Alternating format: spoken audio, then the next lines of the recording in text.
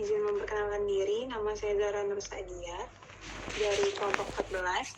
Di sini kami akan mempresentasikan hubungan struktur dan aktivitas obat anti kanker, paclitaxel, dan nab-paclitaxel.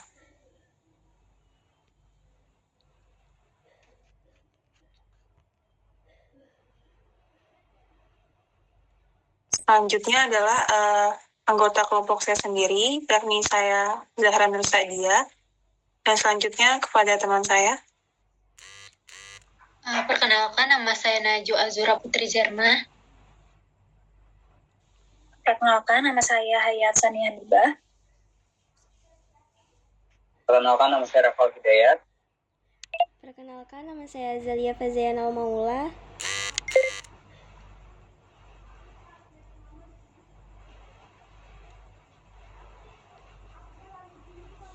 Baik, untuk selanjutnya abstrak yang akan dibawakan oleh teman saya. Oke, yang pertama yaitu abstrak. Kanker merupakan salah satu penyebab utama kematian di dunia yang ditandai dengan pertumbuhan sel abnormal dan tidak terkendali. Pengobatan kanker melibatkan kemoterapi, salah satunya menggunakan paclitaxel, obat anti-neoplastik yang menstabilkan mikrotubulus untuk menghambat mitosis sel. Paclitaxel memiliki keterbatasan dalam kelarutan dan memerlukan pelarut seperti kremopor L yang dapat menyebabkan efek samping serius. Makalah ini menyoroti pengembangan nab-paclitaxel, formulasi paclitaxel berbasis nanopartikel albumin yang meningkatkan kelarutan dan distribusi obat di tubuh. Nab-paclitaxel menunjukkan efikasi klinis yang lebih baik dengan toksisitas lebih rendah dibandingkan paclitaxel berbasis pelarut. Albumin dalam nab-paclitaxel memfasilitasi penyerapan obat melalui reseptor JP60 dan protein SPARC, meningkatkan akumulasi pada jaringan tumor. Analisis sifat fisikokimia menunjukkan bahwa nab-paclitaxel memiliki kelarutan yang lebih baik, pH stabil, dan toleransi yang lebih tinggi pada pasien. Nab-paclitaxel direkomendasikan sebagai terapi kanker payudara dan pankreas metastatik dengan dosis yang lebih tinggi dan waktu infus lebih singkat dibandingkan paclitaxel konvensional. Dengan inovasi formulasi nanopartikel, nab-paclitaxel menawarkan solusi efektif untuk meningkatkan penyerapan obat ke jaringan target, memaksimalkan aktivitas kanker, dan meminimalkan efek samping sistemik. Hal tersebut memperkuat potensi nab-paclitaxel sebagai terapi unggulan dalam kemoterapi kanker. Next slide. Kemudian latar belakang, kanker adalah salah satu penyebab utama kematian di dunia, ditandai dengan pertumbuhan sel yang tidak terkendali. WHO melaporkan bahwa kanker menyebabkan 12% kematian global. Salah satu metode pengobatan utama adalah kemoterapi, termasuk kemoterapi bertarget yang bertujuan meminimalkan efek samping dan meningkatkan efikasi dengan memblokir jalur spesifik terkait karsinogenesis. Paclitaxel, senyawa dari pohon yew, merupakan agen penstabil mikrotubulus yang efektif untuk berbagai kanker. Namun penggunaannya terkendala oleh kelarutan rendah dan efek samping dari pelarut seperti kremopor L yang dapat menyebabkan toksisitas. Untuk mengatasi masalah ini, dikembangkan nab-paclitaxel, formulasi nanopartikel berbasis albumin yang lebih larut, efektif, dan memiliki efek samping lebih rendah. Dengan bantuan nanoteknologi, nab-paclitaxel meningkatkan distribusi obat ke tumor melalui mekanisme berbasis reseptor albumin. Formulasi ini menawarkan potensi pengobatan kanker yang lebih aman dan efisien dibandingkan paclitaxel berbasis pelarut tradisional. Kemudian yang selanjutnya yaitu ada rumusan masalah. Rumusan masalah yang pertama yaitu bagaimana efektivitas nab-paclitaxel dibandingkan dengan paclitaxel berbasis pelarut dalam terapi kanker. Kemudian rumusan yang kedua Apa kelebihan nab-paclitaxel dari segi farmakokinetik dan farmakodinamik dibandingkan dengan formulasi paclitaxel sebelumnya?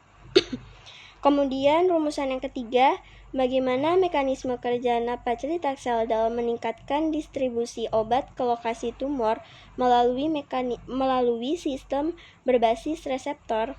Kemudian untuk tujuan yang pertama, untuk menganalisis efektivitas nab-paclitaxel dalam meningkatkan efikasi klinis dibandingkan dengan paclitaxel berbasis pelarut. Kemudian yang kedua, untuk mengidentifikasi kelebihan nab-paclitaxel dalam aspek farmakokinetik dan farmakodinamik untuk pengobatan kanker. Kemudian tujuan yang ketiga, memahami mekanisme kerja nab-paclitaxel dalam mengoptimalkan distribusi obat ke jaringan tumor.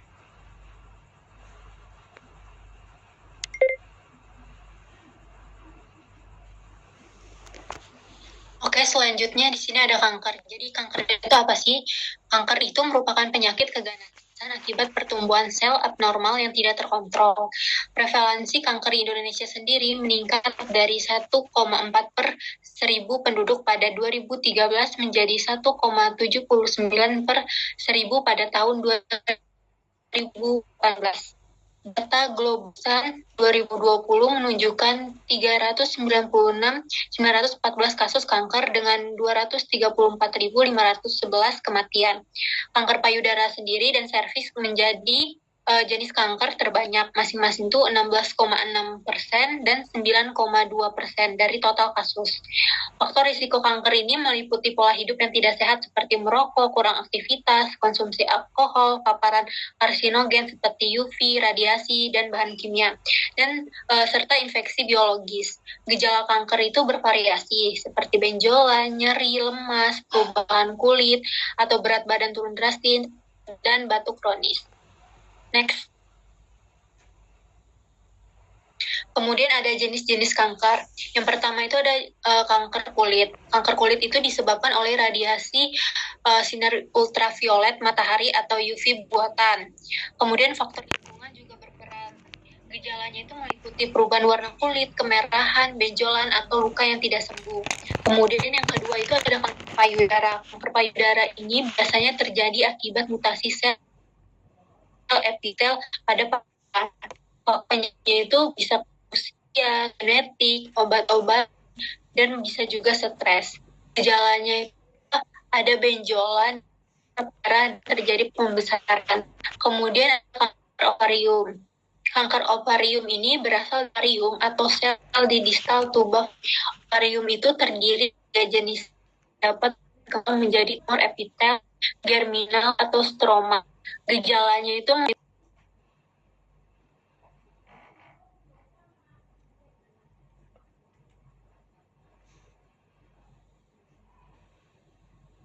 Kemudian selanjutnya itu ada kanker paru. Biasanya kanker parunya ditandai dengan tumor ganas dari epitel bronkus, karsinoma bronkus. Gejala termasuk batuk, kemudian ada berdarah, udah itu di dada, sesak napas, bengkak di leher, suara serak, dan penurunan berat badan. Faktor risiko itu bisa dari radiasi, paparan bahan karsinogenik, riwayat keluarga, atau penyakit paru sebelumnya. Kemudian ada kanker kolorektal. Kanker ini biasanya ditandai dengan tumor ganas pada epitel kolon atau rektum. Faktor risiko itu bisa karena diet yang terlalu tinggi, lemak, kemudian usia lebih dari 50 tahun, riwayat keluarga, familial polyposis coli, sindrom Gardner, Turcot, dan lain sebagainya. Next. Selanjutnya, kasus ini mengambil obat paclitaxel dan nab-paclitaxel. Berikut ada gambar struktur dari kimia obatnya sendiri. Di sini ada gambar struktur kimia obat paclitaxel dan ini obat lamanya. Kemudian ada obat barunya itu ada nab-paclitaxel, yaitu yang ditambahin dengan albumin. Next. Oke, paclitaxel itu adalah senyawa anti kanker dari golongan diterpena taxanes yang digunakan untuk kemoterapi yang untuk berbagai jenis kanker seperti kanker ovarium, paru-paru, dan payudara. Senyawa ini berasal dari kulit pohon yew atau Taxus brevifolia dan famili Taxaceae. Pertama kali itu diangkut dan diteliti pada tahun 1962 oleh Arthur Barclay. Nah, ekstrak kulit pohon ini nih memiliki aktivitas sitotoksik yang mempengaruhi sel kanker seperti karsinoma epidermoid oral manusia. Paclitaxel sendiri menunjukkan aksi antitumor melalui pengujian in vivo pada tikus laboratorium dan menghambat perkembangan tumor, khususnya pada xenograf tumor mamae sebagaimana ditemukan oleh Dr. Susan Horwitz di Albert Einstein College of Medicine. Kemudian ada obat barunya yaitu ada paclitaxel, adalah suatu formulasi nanopartikel dari paclitaxel sendiri yang terikat oleh albumin tanpa pelarut kremopor dengan diameter rata-rata 130 nanometer. Dibandingkan dengan obat sebelumnya yaitu paclitaxel berbasis pelarut, nah paclitaxel ini ternyata lebih efektif secara klinis dan memiliki toksisitas yang lebih rendah, serta dia lebih dapat ditoleransi oleh tubuh manusia. Struktur dari paclitaxel sendiri itu terdiri dari pusat hidrofobik yang mengandung paclitaxel dan cangkang hidrofilik albumin serum dengan asam amino yang bermuatan negatif, serta menjaga molekul itu tetap homogen suspensi berat.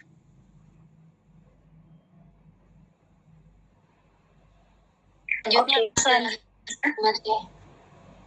Baik, selanjutnya ada sifat fisikokimia dari obat paclitaxel dan obat nab-paclitaxel. Untuk yang pertama ada dari obat jadi paclitaxel berbentuk bubuk kristal putih hingga tidak larut dalam air, sangat lipofilik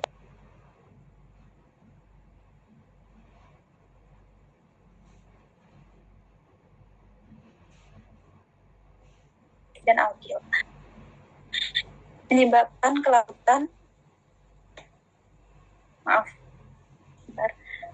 menyebabkan kelarutan air yang rendah sehingga memerlukan pelarut seperti kromofor EL untuk formulasi intravenous. Paclitaxel stabil pada pH 4-7 namun sensitif terhadap oksidasi dan hidrolisis, terutama pada pH ekstrim. Penyimpanan dalam kondisi terkendali diperlukan untuk mencegah degradasi. Selanjutnya untuk sifat fisikokimia obat paclitaxel. Paclitaxel adalah formulasi paclitaxel berbentuk nanopartikel albumin yang meningkatkan kelarutan dan distribusi obat dalam tubuh. Albumin meningkatkan kelarutan paclitaxel dalam air, mengatasi keterbatasan kelarutan obat murni, tanpa menghilangkan sifat lipofiliknya. Titik lelehnya sedikit paclitaxel murni dan stabil pada suhu penyimpanan normal. Formulasi ini memiliki pH 4-7, tidak memerlukan pelarut kromofor EL, sehingga mengurangi risiko reaksi persistita. Mekanisme permeability and tension atau EPR meningkatkan penyerapan obat oleh sel kanker, memberikan profil farmakokinetik yang lebih baik dan efek samping yang lebih rendah dibandingkan paclitaxel murni. Next slide. Selanjutnya indikasi dari obat paclitaxel. Untuk yang pertama, dari obat paclitaxel sendiri, paclitaxel merupakan agen anti-neoplastik yang efektif melawan berbagai kanker, seperti kanker payudara, endometrium, parunan sel kecil, kandung kemih, dan serviks. FDA menyetujui paclitaxel untuk kanker payudara stadium 1994 dan kanker payudara stadium awal pada tahun 1999. Paclitaxel digunakan dalam kombinasi dengan senyawa platinum untuk kanker ovarium stadium lanjut atau metastatik yang tidak merespon terapi konvensional. Paclitaxel juga diindikasikan sebagai terapi adjuvan untuk kanker payudara dengan nodus positif, terapi lini kedua untuk kanker payudara metastatik, dan terapi untuk kanker paruman sel kecil, kanker esofagus stadium lanjut, serta beberapa keganasan lainnya. Efek samping serius termasuk reaksi hipersensitivitas, toksisitas hematologi, neuropati sensorik, dan mialgia atau atralgia. Indikasi untuk paclitaxel yaitu kita serupa dengan paclitaxel, tetapi dengan formulasi yang meningkatkan kelarutan dan distribusi obat. FDA menyetujui paclitaxel pada 2012 untuk kanker payudara metastatik baik sebagai monoterapi maupun dalam kombinasi dengan gemcitabine. Nah, paclitaxel juga digunakan untuk kanker pankreas metastatik sebagai bagian dari terapi kombinasi dengan gemcitabine dan untuk kanker paru non-sel kecil pada pasien dengan kegagalan terapi sebelumnya. Keunggulan paclitaxel adalah formulasi nanopartikel albumin yang meningkatkan distribusi obat ke sel kanker dan mengurangi efek samping seperti hipersensitivitas yang biasa terjadi pada paclitaxel berbasis pelarut. Selanjutnya akan dilanjutkan oleh teman saya. Oke, selanjutnya di sini ada bentuk sediaan obat yang beredar di pasaran. Di sini ada bentuk sediaan paclitaxel yaitu sebagai obat lamanya. Tersedia dalam bentuk sediaan injeksi, formulasinya itu mengandung Chromopor L sebagai pelarutnya yang diberikan secara ini juga ada bentuk sediaan paclitaxel sebagai obat barunya. Paclitaxel ini tersedia dalam bentuk sediaan injeksi sebagai suspensi nanopartikel albumin yang lebih mudah larut dalam air tanpa memerlukan penggunaan pelarut tambahan seperti Chromopor L tadi. Selanjutnya, oke, di sini ada cara penggunaan dan dosis obat. Cara penggunaan dan dosis obat pada paclitaxel yaitu diberikan melalui infus ke dalam intravena yang akan dilakukan oleh penyedia layanan kesehatan. Infus paclitaxel harus dilakukan perlahan dan proses infus ini dapat memakan waktu hingga antara 3 hingga 24 jam. Paclitaxel diberikan dalam berbagai dosis sesuai jenis kanker dan kondisi pasien. Untuk kanker ovarium, dosis awal adalah 175 mg per milimeter kubik selama 3 jam atau 135 mg per meter secara intravenous selama 24 jam, diikuti cisplatin setiap 3 minggu. Pada kanker payudara, metastasis atau kekambuhan dosisnya sebesar 175 mg per meter secara intravenous selama 3 jam setiap 3 minggu. Sedangkan untuk terapi ajuvan pada kanker payudara dengan node positif diberikan dosisnya sama selama 4 siklus setelah kemoterapi berbasis doxorubicin. Pada kanker paru non-sel kecil, dosisnya 135 mg per meter persegi secara intravenous selama 24 jam. Diikuti cisplatin setiap 3 minggu. Dosis disesuaikan berdasarkan fungsi hati, jumlah neutrofil, dan toleransi terhadap pengobatan. Selanjutnya,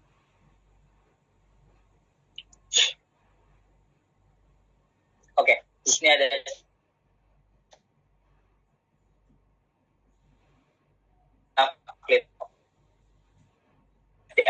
penggunaan paclitaxel untuk dengan metastatik dosis 20 mg persegi. Digunakan infus intravenous 3 menit setiap 3 minggu. Nah, paclitaxel juga diindikasikan untuk pengobatan pasien dengan NSCLC serta pasien dengan adenokarsinoma pankreas pada regimen dosis yang berbeda. Studi tahun 12 yang paclitaxel dan paclitaxel mengkonfirmasi bahwa paclitaxel ini lebih efektif daripada paclitaxel dalam pengaturan kanker payudara metastatik. Selain itu, dosis paclitaxel yang lebih tinggi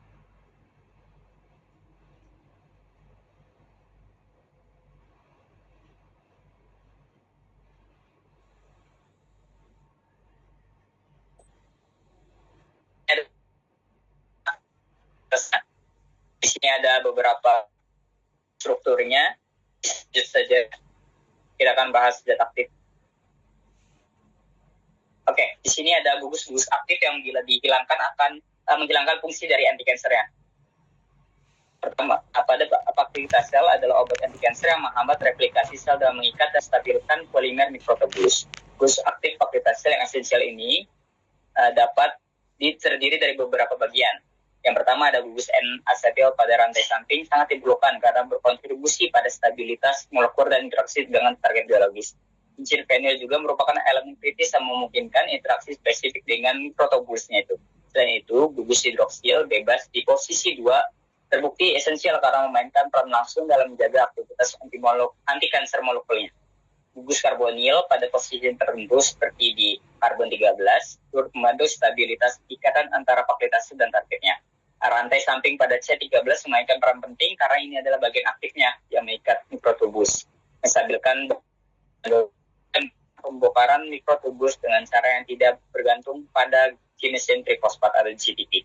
Akibatnya, proliferasi sel dihambat dengan meningkatkan siklus sel pada batas metafase atau anafasenya. Dan dengan pembentukan plat metafase, kromosom yang tidak lengkap yang diinduksi oleh stabilitas dinamika mikrotubulus. Nah, penelitian ekstensif telah menunjukkan bahwa sintin teksten utuh dan rantai samping ether sangat penting untuk aktivitas sitotoksiknya. Selanjutnya, oke, di sini fungsi efeknya. Di sini aktivitas itu ditambahkan albumin. Nah, apa sih? Kenapa? Kita lanjut.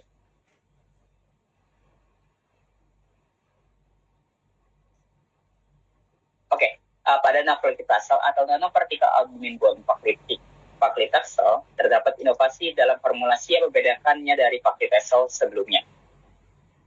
Ini menggunakan albumin sebagai pembawa atau carrier yang menggantikan pelarut sintesis seperti kremopor L. Nah, kremopor L dalam paclitaxel tradisional ini sering dikaitkan dengan reaksi hypersensitivitas berat, hingga memerlukan pramedikasi dengan antihistamin dan kortikosteroid untuk mengurangi resiko efek samping tersebut.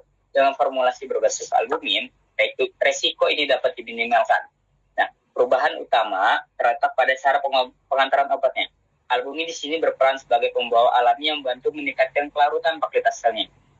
Selain itu, albumin juga memanfaatkan jalur transportasi spesifik seperti reseptor GP60 pada endotelium dan protein SPRC-nya yang umumnya diekspresikan lebih tinggi pada jaringan tumor.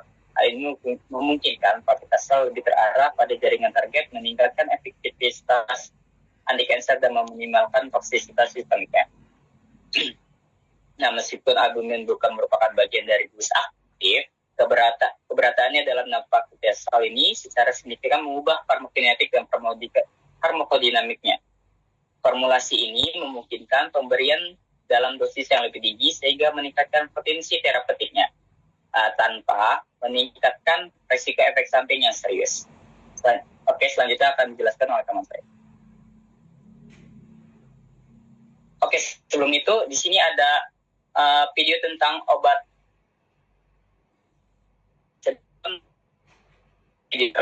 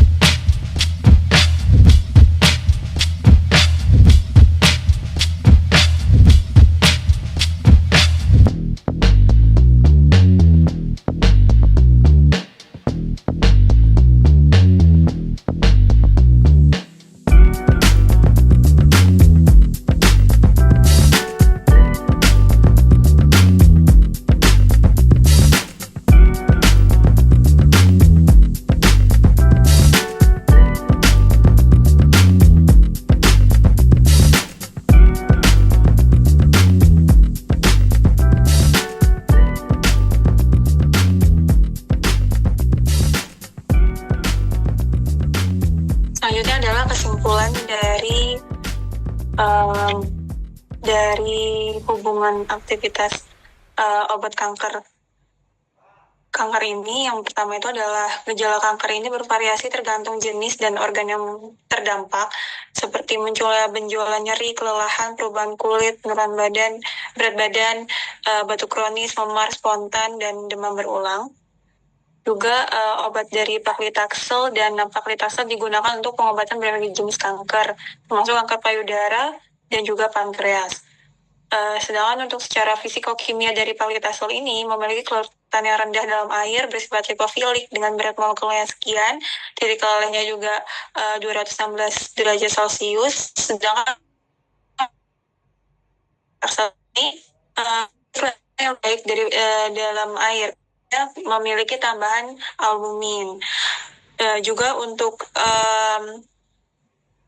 paclitaxel ini berfungsi sebagai pembawa alami untuk menggantikan parosintesis seperti kremofor L dan meningkatkan distribusi obat ke jaringan target. Dan untuk paclitaxel ini diberikan melalui infus dengan rentang 3-24 jam. Sementara untuk paclitaxel ini diperlukan waktu yang lebih singkat dibandingkan paclitaxel, yakni 30 menit setiap 3 minggu. Untuk struktur molekul keduanya memiliki pengaruh aktivitas biologisnya, dan juga paclitaxel mengandalkan gugus N-asetil, cincin fenil, gugus hidroksil, dan karbonil pada C13. Untuk stabilitas dan interaksi dengan mikrotubulus, paclitaxel memiliki keunggulan tambahan albumin yang meningkatkan efikasi anti kanker dan mengurangi toksisitas. Serta juga paclitaxel ini menawarkan formulasi nanopartikel albumin yang lebih efektif dan juga lebih efisien. Dan berikut adalah daftar gunakan. Sekian dari kurang lebih maaf. Terima kasih.